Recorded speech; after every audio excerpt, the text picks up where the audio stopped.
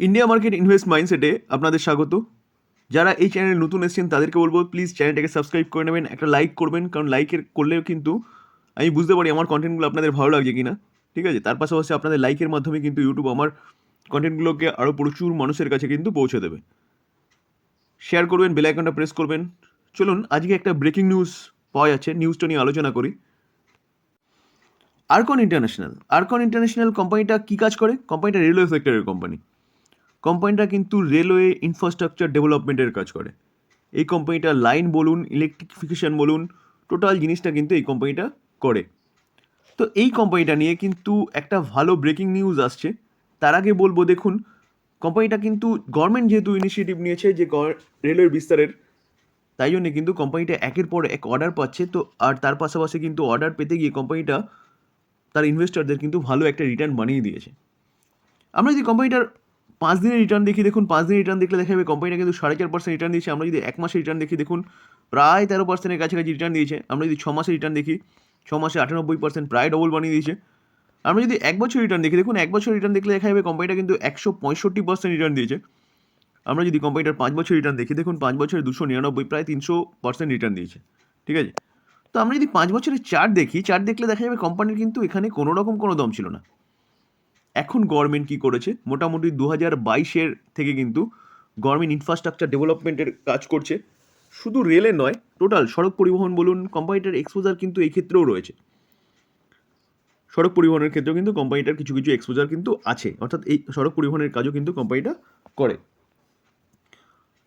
তো সেই জায়গায় দাঁড়িয়ে কিন্তু এই কোম্পানিটা একের পর এক অর্ডার পাচ্ছে। অর্ডার পেতে গিয়ে কোম্পানিটা কিন্তু এত ভালো রিটার্ন কিন্তু দিয়েছে, যেটা আমরা দেখলাম যে কোম্পানিটার লাস্ট 1 বছরে কিন্তু 165% রিটার্ন দিয়েছে।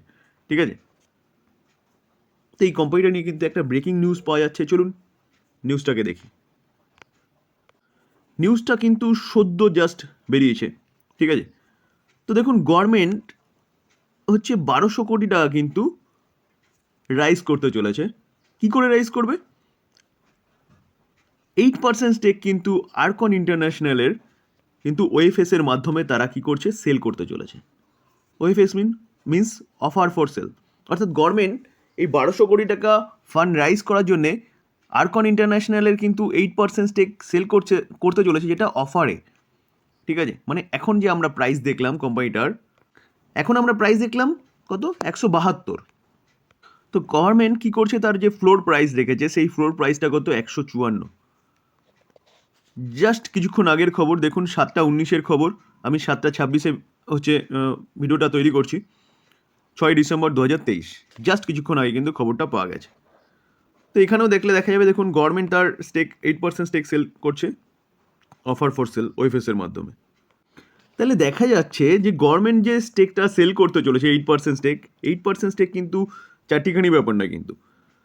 সেটা যে সেল করতে চলেছে সেটা কীরকমভাবে সেল করতে চলেছে, যে যে প্রাইসটা এখন চলছে কারেন্ট প্রাইস, সেই প্রাইস থেকে কিন্তু অনেকটা নিচে, প্রায় 20 পয়েন্ট নিচে। যদি আমরা পার্সেন্টেজ হিসাব করি তাহলে কিন্তু দেখা যাবে প্রায় 11%-এর বেশি কিন্তু নিচে গভর্নমেন্ট কি কারেন্ট প্রাইস থেকে 11%-এর নিচে কিন্তু গভর্নমেন্ট এই স্টেকটা সেল করতে চলেছে ফান্ড রাইজের জন্য। তো সেই জায়গায় দাঁড়িয়ে স্বাভাবিকভাবে বলা যায় যে কোম্পানিটা কিন্তু 172-এর থেকে নিচে নামবে, এবং নিচে নেমে কিন্তু 154-তে কোম্পানিটা সেটেলড হবে। 154 কাছাকাছি কিন্তু এই কোম্পানিটা কিন্তু সেটেল হবে। তাহলে যারা ইনভেস্টর রয়েছে তাদের জন্য এটা মাথায় রাখবেন স্যার, যে এই কোম্পানিটা কিন্তু 172 থেকে নিচে আসবে এবং নিচে এসে কিন্তু 154-র কাছাকাছি সেটেল হবে।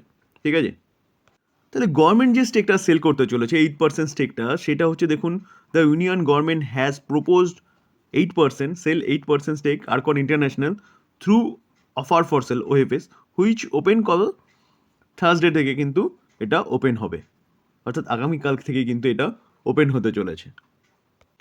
তাহলে এই জায়গায় দাঁড়িয়ে আপনি কী করবেন? কারণ যদি কালকে থেকে ওপেন হয় তাহলে কিন্তু এই কোম্পানিটার প্রাইসটা কিন্তু 154-র কাছাকাছি এসে সেটেল হবে।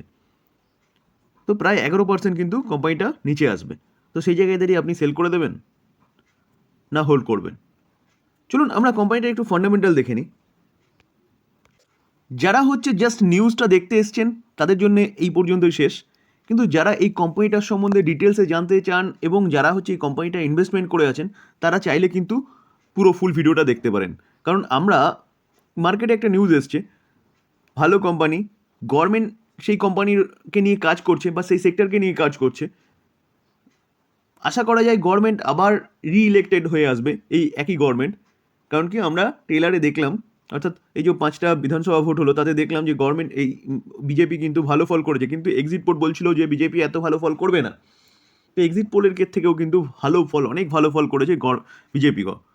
তো 3টে স্টেটে কিন্তু বিজেপি হচ্ছে সরকার গঠন করেছে। তো সেই জায়গায় দাঁড়িয়ে বলা যেতে পারে যে 2024-এর যে লোকসভা ভোট আসছে তাতে কিন্তু এই গভর্নমেন্ট হয়তো ইলেক্টেড হয়ে আসবে। যদি ইলেক্টেড হয়ে আসে তাহলে কিন্তু গভর্নমেন্ট যেসব প্রজেক্টগুলো করছে, অর্থাৎ আমাদের কিন্তু 2027-এর মধ্যে বুলেট ট্রেন চলবে, বন্দে ভারত নয়, বুলেট ট্রেন, ঠিক আছে? বন্দে ভারত কিন্তু আরও প্রচুর স্টেটে হচ্ছে নতুনভাবে দিচ্ছে। রেলের কিন্তু টোটাল স্ট্রাকচারটা চেঞ্জ হয়ে যাবে। গভর্নমেন্ট মালবাহী ট্রেন কিন্তু আলাদা লাইনে চালানোর একটা পরিকল্পনা নিয়েছে এবং সেই অনুযায়ী কিন্তু কাজ করছে, ঠিক আছে? রেলের মাধ্যমে যাতায়াত ব্যবস্থা কিন্তু আরও দ্রুত হবে, অর্থাৎ যেখানে আপনার ধরুন কোথাও যেতে 12 ঘন্টা 15 ঘন্টা লাগছে, সেখানে গভর্নমেন্ট বলছে আরও 2-3 ঘন্টা করে আরও ফাস্ট করবে আর কি, কমাবে, ঠিক আছে? তো সেই জায়গায় দাঁড়িয়ে গভর্নমেন্ট হচ্ছে ইনফ্রাস্ট্রাকচার বা রেলের ইনফ্রাস্ট্রাকচার ডেভেলপমেন্টের কাজ করছে। তো সেই জায়গায় দাঁড়িয়ে এই কোম্পানিটা হচ্ছে one of the best player. তো চলুন আমরা কোম্পানির একটু ফান্ডামেন্টাল দেখে নিই। দেখুন রিজার্ভ দেখলে দেখা যাবে 3,800, 5 বছর আগে 4,000, 4,300, 4,300 থেকে সেটা কত এসছে 4,400, 4,900। তো 4,900 কন্টিনিউয়াসলি কিন্তু কোম্পানিটা তার রিজার্ভটাকে বাড়াচ্ছে। আমি যদি কোম্পানিটা লং টার্ম বোরিং দেখি, দেখুন লং টার্ম বোরিং শূন্য, কোম্পানিটার কোনো রকম কোনো কিন্তু ডেট নেই। কোম্পানিটার শর্ট টার্ম বোরিং সেটাও শূন্য, অর্থাৎ কোম্পানিটার তার প্রফিট দিয়ে কিন্তু 1 পয়সাও কোথাও তাদের পে করতে হয় না। আমি যদি কোম্পানিটার ক্যাশ অ্যান্ড ক্যাশ ইকুইভ্যালেন্ট দেখি, দেখুন ক্যাশ অ্যান্ড ক্যাশ ইকুইভ্যালেন্ট দেখলে দেখা যাবে কোম্পানির কাছে কিন্তু 4,785 crore মতন ক্যাশও রয়েছে। তো ব্যালেন্স শিট কিন্তু কোম্পানিটার যে দেখলাম সেটা 5 স্টার ব্যালেন্স শিট, ঠিক আছে? আমরা যদি কোম্পানিটার রেভিনিউ দেখি, অর্থাৎ কোম্পানি যদি বিজনেস দেখি, তাহলে দেখলে দেখা যাবে দেখুন 4,600, 5 বছর আগে 5,400, 5,200, কোভিডের সময় সব কিছু বন্ধ ছিল, রেল বন্ধ ছিল, যার জন্য এই কোম্পানির রেভিনিউ কমেছে। এবং তার পাশাপাশি যদি দেখেন, দেখুন 2022-এ 5,200টা কত এসছে 7,100 এবং 10,000 2023-এ 10,200। তো কোম্পানি কিন্তু বিজনেস ভালো করছে। দেখুন আমরা যদি কোম্পানির প্রফিট দেখি, তাহলে 5 বছর আগে 444, 489, তারপর 2021-এ রেভিনিউ কমেছিল, প্রফিটও কমে গেছে। তারপরে দেখুন 404টা কোথায় এসছে, তারপরের বছরই 544টা কিন্তু 776। তো কোম্পানি প্রফিটও কিন্তু যেরকমভাবে রেভিনিউ, অর্থাৎ কোম্পানি বিজনেস ভালো করছে, সেভাবে কিন্তু কোম্পানির প্রফিটাবিলিটিও কিন্তু কন্টিনিউয়াসলি বাড়ছে।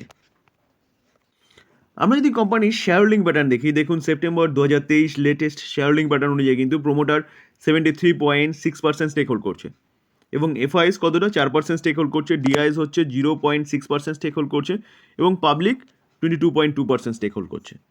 তো এখানে দেখা যাচ্ছে কিন্তু এফআইএস 73% স্টেক হোল্ড করছে। এফআইএস যদি 8% স্টেক এখান থেকে সেল করে দেয়, তাহলে 73 মাইনাস 8 করলে পরে কত হচ্ছে 65। তো এফআইএস বলছি সরি, প্রোমোটারে কিন্তু 65% স্টেক আর থেকে যাবে। তো সেই জায়গায় দাঁড়িয়ে দেখুন ব্যাপারটা হচ্ছে যে ভালো কোম্পানি যদি বিজনেস ভালো ঠিকঠাক থাকে, আপনি এটা ভাববেন যদি বিজনেস ঠিকঠাক থাকে তাহলে কিন্তু ওএফএস আনুক আর যাই কিছু হোক না কেন, কোম্পানি কিন্তু আবার ঠিক নিজের জায়গায় চলে আসবে, ঠিক আছে? দেখুন আমরা বেশ বছরখানিক আগে দেখেছিলাম ওএফএস আনতে কাকে, হচ্ছে এইচএএল, অর্থাৎ হিন্দুস্তান অ্যারোনটিক লিমিটেড। কোম্পানিটা সম্ভবত ওই 2600-2700 এরকম কিছু চলছিল, 2400-তে কোম্পানিটার হচ্ছে ওএফএস এনেছিল। তো কোম্পানিটা কিন্তু ওএফএসের জন্য নিচে এসছে, 2400-তে এসছে, কিন্তু কোম্পানির বিজনেস ভালো ছিল বলে কোম্পানি কিন্তু সেই 2400 থেকে কিন্তু আবার বাউন্স ব্যাক করে 2600-2700 ক্রস করে একবারে 4,000 পর্যন্ত গেছিলো। তারপর কিন্তু ওই কোম্পানিটা হচ্ছে স্প্লিট ঘোষণা করার জন্য কিন্তু কোম্পানিটা হাফ হয়ে গেছিলো, আবার হাফ হয়ে গিয়ে এখন কিন্তু কোম্পানিটা আবার 2700-2800-র কাছাকাছি চলছে। তো সেই জায়গায় দাঁড়িয়ে ওএফএস এনেছে বলে কোম্পানির বিজনেস খারাপ হয়ে গেছে এরকম ব্যাপার নয়। গভর্নমেন্ট অফারে দিচ্ছে, তার ফান্ড রাইজিংয়ের দরকার পড়েছে, ফান্ড রাইজ করবে। তো সেই জায়গায় দাঁড়িয়ে গভর্নমেন্ট অফারে তার সেলটাকে বিক্রি করছে, কারণ অফার না দিলে তো কেউ কিনবে না, তাহলে তো মার্কেট থেকে যে কেউ কিনতে পারে। তো সেই জায়গায় দাঁড়িয়ে এই নয় যে কোম্পানিটার বিজনেস খারাপ হয়ে গেছে। আপনি আরবিএনএল দেখুন, আরবিএনএল যখন ওএফএস এনেছিল, কারণ কি গভর্নমেন্টের রুলস আছে বা যে 75%-এর স্টেক 3 বছরের মধ্যে কিন্তু 75%-এর নিচে তাকে স্টেক নিয়ে আসতে হবে। তো সেই রুলসের জন্য কি আরবিএনএল কিন্তু ওএফএস আনতে হয়েছিল। তো আরবিএনএল যখন ওএফএস এনেছিল তখন আরবিএনএল সম্ভবত 144 এরকম কাছাকাছি চলছিল। তো সেখান থেকে ওএফএস সম্ভবত আনা হয়েছিল 122 না এরকমই 20 ঘরে। তো ওএফএস আনা হয়েছে, কোম্পানিটা নিচে এসেছিল, কিছুদিন ওখানে ঘোরাঘুরি করছিল, ঘোরাঘুরি করার পরে কিন্তু কোম্পানির বিজনেস যেরকম করছে সেই অনুযায়ী কোম্পানি কিন্তু আবার রকেটের মতন ছুটেছে, রকেটের মতন ছুটে 200-র কাছাকাছি গিয়ে এখন গিয়ে 170, 72, 75-এ চলছে। তো সেই জায়গায় দাঁড়িয়ে ওএফএস এনেছে বলে এই নয় যে গভর্নমেন্ট এই কোম্পানির বিজনেস খারাপ হয়ে গেছে। আপনি বিজনেস ভাবুন এবং বিজনেসের সাথে সাথে সামনের দিকে কীরকম স্কোপ আছে কোম্পানিটার সেটা ভাবুন, সেইভাবে কিন্তু আপনি চিন্তাভাবনা করুন যে আপনি কী করবেন, ঠিক আছে? তো এই ছিল আজকের ব্রেকিং নিউজ, যেই নিউজটা নিয়ে অবশ্যই আলোচনা করার দরকার ছিল। যদি আলোচনাটা ভালো লাগে প্লিজ যারা চ্যানেলটাকে সাবস্ক্রাইব করেনি অর্থাৎ নতুন এসছেন তারা চ্যানেলটাকে সাবস্ক্রাইব করবেন, একটা লাইক করবেন। দেখুন আপনার লাইক কিন্তু আমার মোটিভেশনটাকে বাড়িয়ে দেয়। তো প্লিজ বলবো একটা লাইক করবেন, শেয়ার করবেন, বেল আইকনটা প্রেস করবেন এরকম নতুন ভিডিও পাওয়ার জন্য ইনফরমেটিভ। থ্যাংক ইউ, ভালো থাকবেন।